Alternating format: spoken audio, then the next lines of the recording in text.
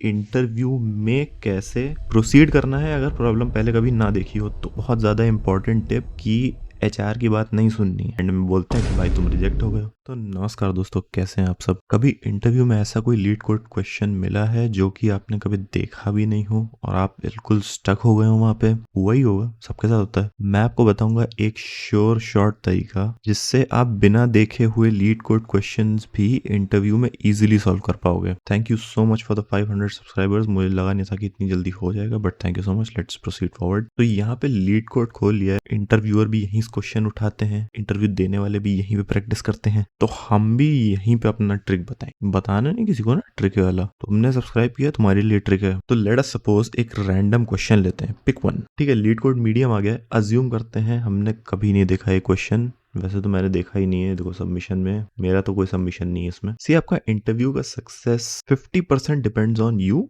And 50% on the interviewer. अगर interviewer आपको झोला छाप मिल गया then it is very difficult, but generally ऐसा नहीं होता। जनरली अच्छे इंटरव्यूज मिलते हैं आपको। और ये जो क्वेश्चन है this is very practical. Actually आप इस तरीके के कॉन्सेप्ट्स को डे टू डे जॉब में कोडिंग में यूज करोगे। ठीक है, तो अज्यूम करते हैं कि ये क्वेश्चन हमने कभी नहीं देखा है और इसको सॉल्व करने की कोशिश करते हैं। अथवा नोट करना स्टार्ट करोगे, क्या करना होता है। सबसे पहले प्रॉब्लम के कंस्ट्रेंट्स देखने होते हैं। सो लेट सपोज मेरे पास यहाँ पे प्रॉब्लम के कंस्ट्रेंट्स हैं 2 × 10 टू दी पावर 4। इसको स्क्वायर करेंगे तो 4 × 10 की पावर 8 आएगा, विच मीन्स यहाँ पे एन स्क्वायर का एल्गोरिथम शायद काम कर जाए कुछ कुछ केसेस के लिए। अगर यहीं मेरे पास कोई 10 की पावर 7 करके लेंथ होती तो मुझे डायरेक्टली ऑप्टिमाइज वाला सोचना पड़ता। बट यहाँ पे हम ऐसा कर सकते हैं कि पहले एक ब्रूट फोर्स एल्गोरिथम सोचें और उसके बाद हम ऑप्टिमाइज करें उसे। तो कंस्ट्रेंट्स बहुत सारी चीजें बता देते हैं कि कितने टाइम लिमिट में हमें प्रॉब्लम सॉल्व करनी है। जैसे ये तो डुप्लीकेट निकालने का क्वेश्चन है। मैं कोशिश कर रहा हूँ जितना ज्यादा इस क्वेश्चन से रिलेटेड नहीं जनरल चीजें बताऊं, ताकि जनरली कोई भी क्वेश्चन हो इसके अलावा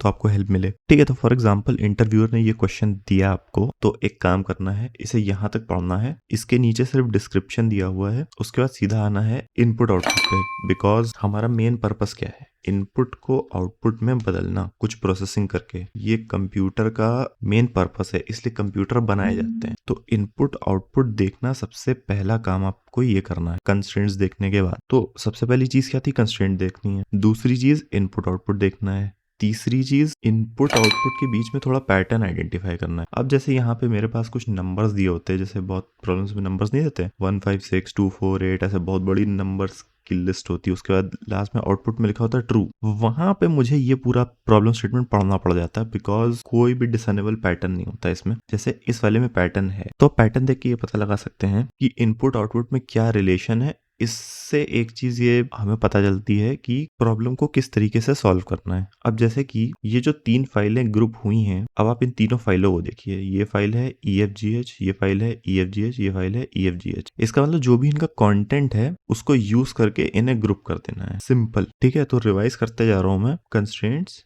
इनपुट आउटपुट के बीच में पैटर्न नहीं है, तो पूरा प्रॉब्लम स्टेटमेंट पढ़िए कि वो चाह क्या रहा है। ठीक है, इंटरव्यू से सवाल जरूर करते रहने से मेरे सामने प्रॉब्लम आएगी, मैंने ये पढ़ा, अगर मुझे कंस्ट्रेंट्स नहीं दी तो मैं पहले कंस्ट्रेंट्स पूछूंगा कि इसके कंस्ट्रेंट्स क्या हैं। थोड़ा इन जनरल अगर मैं बात करूं तो जो आपके मेन सवाल हैं वो प्रॉब्लम के इनपुट को लेके होने चाहिए कि इनपुट किस तरीके से आना। ठीक है, इससे बहुत सारी चीजें क्लियर हो जाती हैं। ये क्लियर हो जाएगा कि सबसे पहले तो किस लेवल का प्रोग्राम है, मतलब किस लेवल का क्वेश्चन है, किस तरीके से करना है। दूसरी चीज की हमें क्या क्या चीजें हैंडल करनी है, क्या क्या होगा इस प्रॉब्लम में। अभी इस पॉइंट ऑफ टाइम पे मुझे कुछ नहीं पता कि मैं कैसे सॉल्व करूंगा इसे। ठीक है, जब सारे डाउट्स क्लियर हो जाएं तब आपको आना है सोल्यूशन पे। बहुत इंपॉर्टेंट टिप कि इंटरव्यूअर किस तरीके से चाहता है कि आप प्रॉब्लम को सॉल्व करें, तो बहुत जरूरी है कि आप इंटरव्यूअर से ही पूछें। कुछ जगह पे इंटरव्यूज होते हैं वो एक्सपेक्ट करते हैं कि आप बिल्कुल तेजी से सोल्यूशन लिख दो, कोड लिख दो एकदम बढ़िया। ठीक है, those would be companies like Google. और दूसरे तरीके के जो इंटरव्यूअर्स होते हैं वहां पे क्या होगा, वहां पे पहले आपसे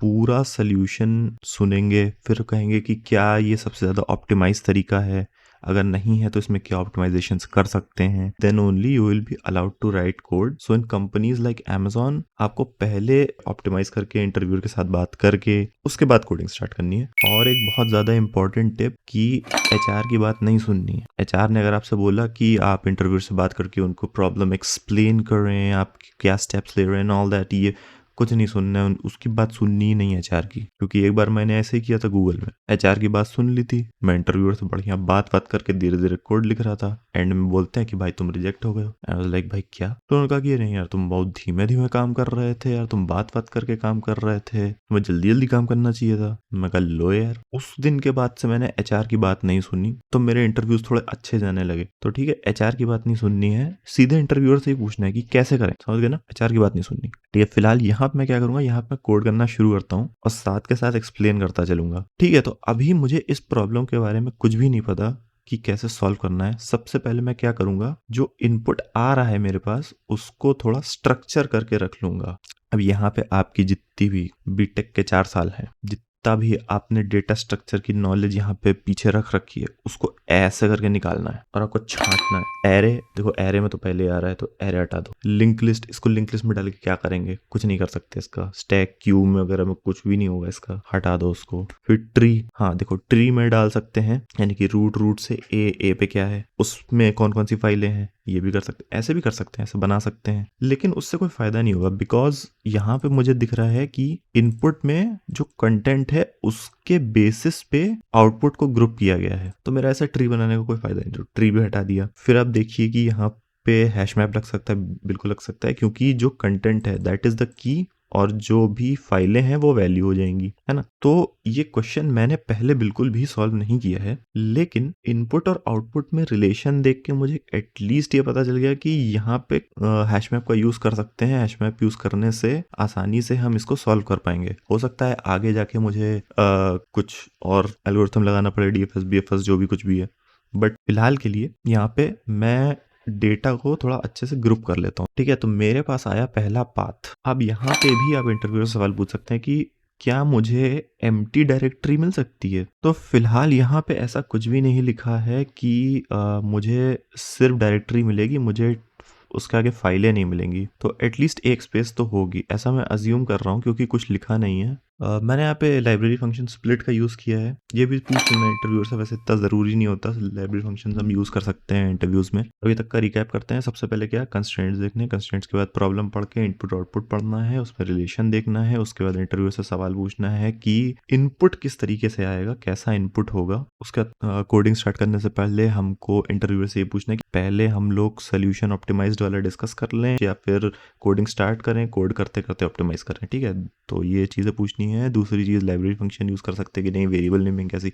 ये कोड करते टाइम पूछते रहना है आपको। ठीक है, ये 6-7 चीज़ें हैं, ऐसे करते रहो, इंटरव्यू डीएसए का कभी फेल होगा ही नहीं। ठीक है, अभी जस्ट ये इसको रिटर्न करके चला के देखते हैं, फिर आगे फॉलोअप्स देखेंगे। ठीक है, तो यहाँ पे सोल्यूशन हो गया है एक्सेप्ट ने, जैसे प्रॉब्लम देखी हुई कि कुछ नहीं थी। सबसे पहली बात, काफ़ी सारे सवाल पूछे इंटरव्यूअर से। दूसरी चीज़ क्या की, इनपुट और आउटपुट को देखा, दोनों में क्या सिमिलैरिटीज हैं, कैसे क्या करना है। उसके बाद उससे रिलेटेड एक स्ट्रक्चर हमने चूज किया, बेसिकली अपना डेटा हमने ऑर्गेनाइज किया। प्रॉब्लम के सोल्यूशन की बात करें तो खैर, प्रॉब्लम के सोल्यूशन मेरे से ज़्यादा और बहुत सारे लीड कोड वाले चैनल है वो बता देंगे। मैं आपको ये बता रहा हूँ कि इंटरव्यू में कैसे प्रोसीड करना है अगर प्रॉब्लम पहले कभी ना देखी हो तो। ठीक है, तो लेट अस सपोज कि हमने ये प्रॉब्लम सॉल्व कर ली। अब आते हैं फॉलोअप्स क्वेश्चन पे।